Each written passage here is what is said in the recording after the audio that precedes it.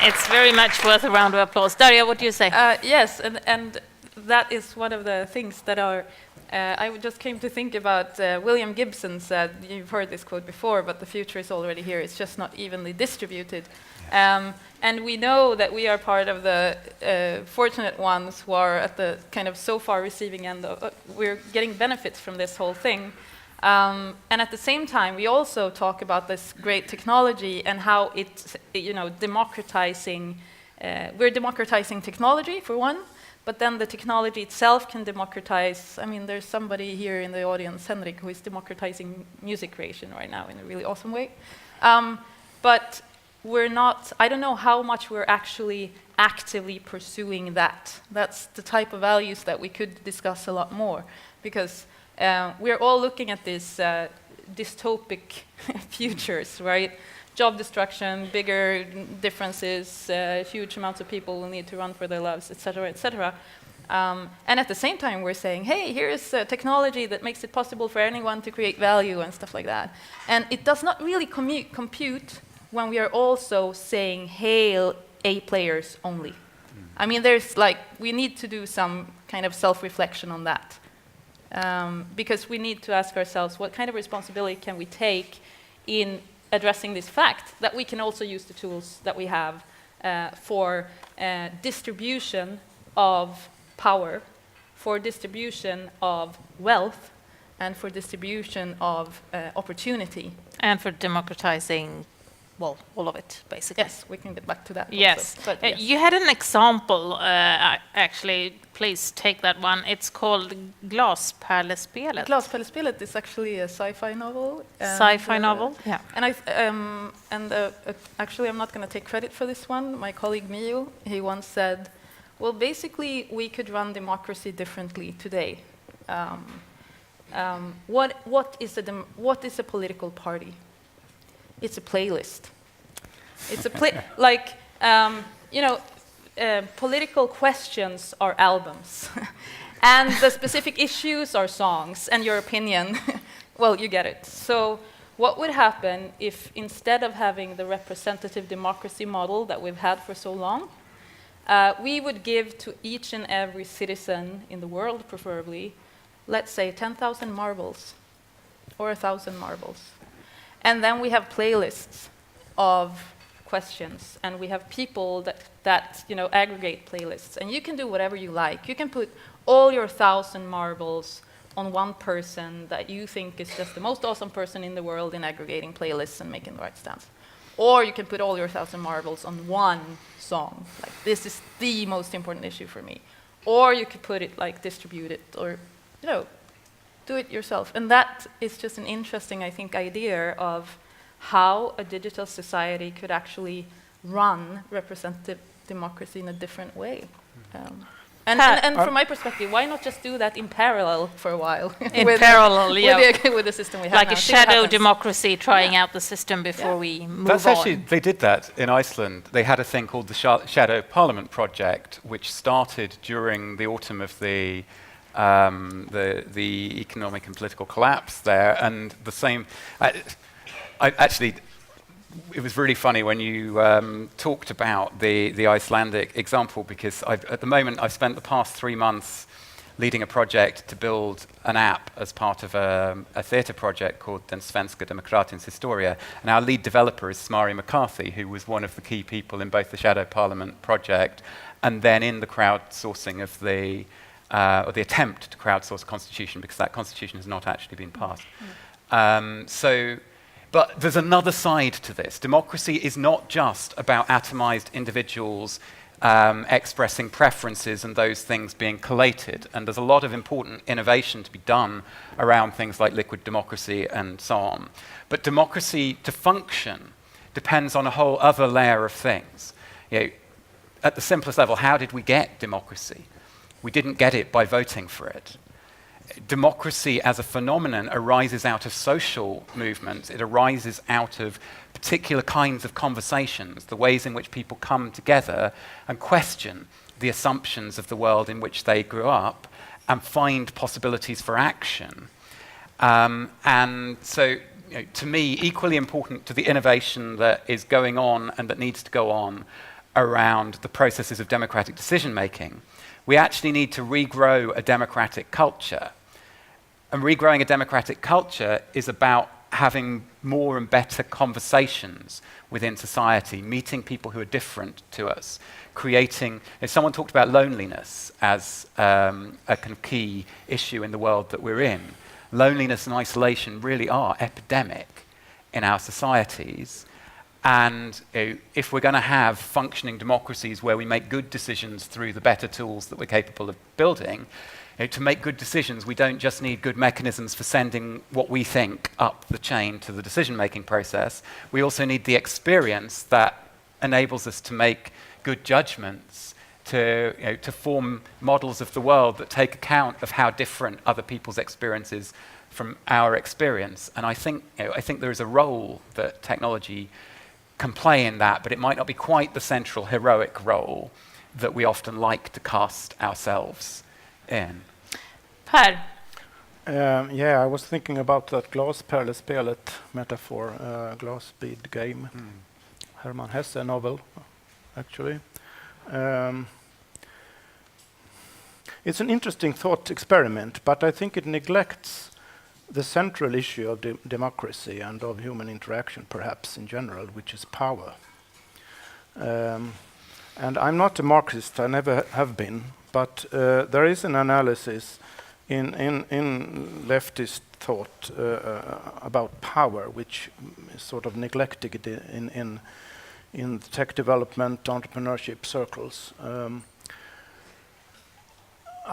Let's think about it in relation to technology itself. Kevin Kelly wrote a book a couple of years ago titled "What Technology Wants," where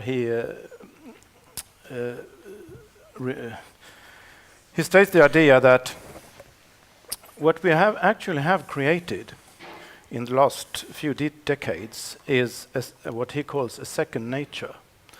An ecosystem, an artificial ecosystem which functions more or less quite analogously with natural ecosystems.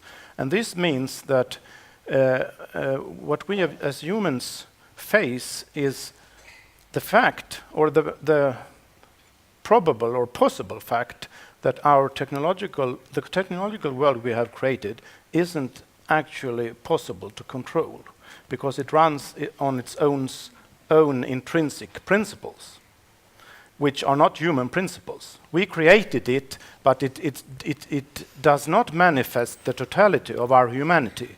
There are many human traits and things that we cherish, which is not manifested in technological evolution. And if we, on the one hand, then say that technological evolution is going in the direction of a second nature, which means we lose control, we have no power over it, actually. And on the other hand, we continue to cherish these basically human, fun things. And we have a problem. And it's a problem of power which goes sort of beyond all the discussions we have regarding democracy and what we should do and everything. But looking ahead, where do you see the power end up? But is it in this? The issue, I think, the basic issue is Kevin Kelly right? Is he? In one way, yes, I think he is, because just we need yes or no. Sorry. In one way, he is, because I think it's important to realize that the systems now are so complex that even the people who build them don't actually know how they work. They lost control of the systems. And I've spent time discussing this with very accomplished, world-class hackers, and they say, well, we don't really understand this anymore. We created it, but we don't understand it now. And if they don't now. really understand it anymore, how can I understand it? And how can the Statsminister understand it? But Darja. No, but I'm not finished, but please come in. We won't be finished today anyway, no, so Darja, and then I will invite you. That, basically, we lost control over a lot of things when we started building human societies. Yes. Because I think that they have been out of control for thousands of years. We don't understand complex systems very well. And humanity is a complex system. And it's more of I think at Good Morning last year somewhere, we had this really nice conversation where Rachel Armstrong, who I wish could be here also, a really cool person, but we ended up in a discussion where her conclusion and somebody else was that, well, we've had this mental model of industrialization, which was linear, known input, black box, known output, where we could understand and control. Now that mental model has perhaps never been true. Thank you for making my point. Yeah, not for humanity. But it is definitely, and in a very, very concrete way, not adequate anymore. And as long as we try to plan or act accordingly, it doesn't work. So we just have to find the tools and the frame sets and the mindsets of thinking complex systems where we have probability sets in, we more or less know what happens, and then probability sets out. And she could, she took examples of how this would apply to architecture, where like, well, we're programming architecture. We can't really say how many rooms your house is going to have. We can't really say exactly how big, but the probability is you're going to have a 5 to 8 room flat with more or less this size of rooms. Well, yes, so it's a mental model I think we need to snap out of. My main concern with this discussion was how are we going to be able to finish on time on this complex and interesting subject?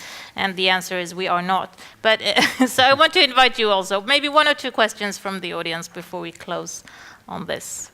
Oh, and can I say one funny thing? Yes. While think the about mic it. is running. Okay, so let's imagine self-aware artificial intelligence. Now the discussion is a lot, we should plan ahead for that. I get kind of the vision of this artificial intelligence supposedly being born in the Nevada desert in some sort of lab. Now if I would be a sci-fi writer, I would write a story of where, yes, that happened. But the year before, evolutionary code eating information on the internet gave birth to self-awareness somewhere else entirely, which we couldn't control. I'm like, the whole idea of controlling it is probably unrealistic in the first place. So do we I was have just waiting for the question, sorry. somebody wants to join in? Yes, please. Do take one of the microphones. Hello, I'm Neda Nordin. I'm CSR expert. Just a short, perhaps, comment for Darja and Per. Darja, we're talking about network society data and how we deal with that. Per was more talking about human values, global issues. So I think we have to marry you two. I mean, not physically, but the ideas. We agree. We do. And the solution for that would be one word, collaboration. That's how I would understand it. We're talking about Sweden as an open society, so why not to show the example to the rest of the world using this unique capability of Sweden of data, of open society to collaborate between the sectors, between the players, between the large companies and startups, with NGOs, with government, and to create small hubs of knowledge and action according to the interest, area, motivation, to solve the global problems. That was my comment. Thank you. I'm expecting you to say something now. Yeah, I second that. That's all I can say, actually. So the marriage is concluded. Regarding what you said earlier, Darja, about control, I think we should stop planning and stop trying to control things. Yep. That's my one-liner about what we should do. I think that's extremely important. And anyone who needs good arguments for that can read the book Anti-Fragile by Nicholas Taleb. And I agree also, but at the same time, I will never ever even try to keep track of all the hubs that are like popping up everywhere saying we're going to be the interesting meeting spot for people, and like that's all fine and nice. But if we would let go of control, maybe we'd just build that innovation platform, make sure we have all the data Sweden just creates and just set it free. Yeah, let people build on that and not. We more or less have to actually stop discussing and do something while discussing. So a sort of prototyping discussion, which is used in various actual. That's what we're going to do on the upper floor in just a minute. Now, you said, Per, what should come next? No planning and just let go of control. Dougald, what would be your advice on the topic, what should come next? Just a short Yes, one. just a short one.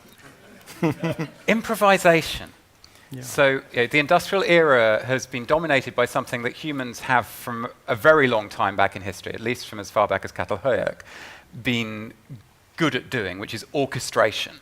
But in most human societies, orchestration, the coordinated, directed, planned kinds of activities have been a minority. They've been special things. They've mostly been things for religious occasions. And improvisation has been the default. Now, in modern societies, we came to think of improvisation as a very difficult, scary performance skill. If I put any of you up on this stage and said, right, I'd like you to improvise a sketch for 3 minutes with the group of us, you would probably be terrified. But improvisation is what we do every time we have a conversation. Words come out of your mouth that no one has written down or thought about before. Improvisation is the default human condition. It's the basis of human sociability. But industrial society needed us to be a lot more like robots, to be kind of incorporated into these orchestrated, planned systems. And I think, as both of you have kind of touched on, we're in a situation where that which was never fully true becomes problematically not true. Like it was never true that orchestration is the best way of organizing the majority of human activity, but it had certain benefits for a certain period of time, and we're now at the far end of that. But improvisation is actually there as this body of skill and practice and knowledge within areas like music and theatre. And I actually really believe that theatre improvisation is one of the best trainings for the kinds of skills we need to be able to react well in deeply uncertain circumstances. So, A bit of theatre improvisation for the politicians also, maybe? Definitely. Yes, we should get they Keith need it. Johnstone to run No a planning, workshop no for the UN. So no planning, no control, and more improvisation, not only for the politicians. Darja, what do you say? Well, I guess I would say less planning, maybe. Less planning. Since I'm the one I always saying, let's have exaggerate. this, let's build this, let's see information as infrastructure is like an idea that requires some planning. And I agree about the improvisation, and I would just like to stress the point of the importance of feedback loops, because it's the feedback loops that basically build our intelligence and our society and everything. So if any planning, then think about what feedback loops we will have. The more efficient and great feedback loops, the better results we will get from the improvisation.